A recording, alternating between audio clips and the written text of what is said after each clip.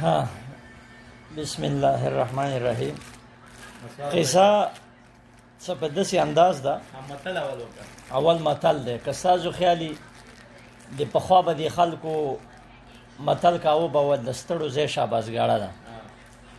نو دا اوس تاسو هر سړی د متل کوي چې د ستړو ځای شاباسګاړه ده، خو چاته د دې کهانۍ پته نشته چې یاره شاباسګاړه څه ته وایي او ستړو ځای څه ته وایي، لکه دا یو څه شی دی. نو د دې مطلب په بنیاد دا میش لالانا سه دم مشر سړی دی، دته به هم د دې خبرې پته او مسلم لالانا سه دته به هم د دې خبرې ښه پته.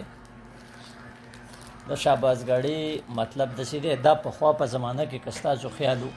نو دا د وړو د مشینان او دا شینه به نه و، هغه د اوبو هغه جرنده به وه، هغه به چورلېده هغه چورلېده غوړې غوړه وه. دا به مخکې خلک راتله د لور لرو زونونه، خیال دی ستاسو د موسی پټي مشران به هم پکې تلي، لکه پیټي به یې ویوړه په خرو باندې، خیال دی و، او لکه پیټي به یې ویوړه په خرو باندې، او بیا به هلته هغه به یې تړلي، نو بیا به یې نمبر نیولی، او نو یوه شپه به هم پرې راله، دوه شپې به هم پرې رالې، درې شپې به هم پرې رالې.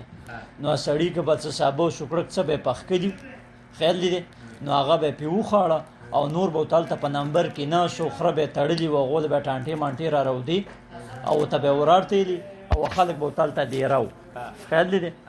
نو هغه د اوبو سیسټم و، هغه پلونه به تاوېده و، هغه جرنده و په نمبر، هغې خو به دومره دانې چېرته ایستې لکه دا اوس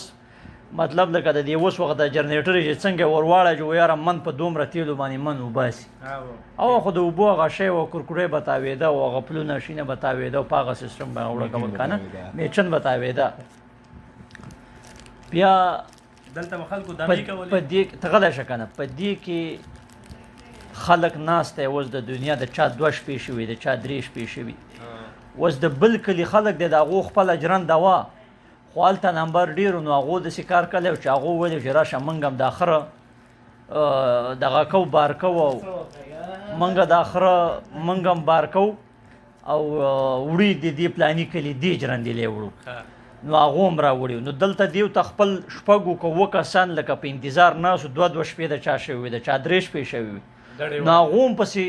شپږ اووه خرونه رابار کړي وو، د بل کلي خلک هم پسې راغلی و. یوه سړی چې راوتی و ویلی چې زه په دې شته باندې ستومان یم،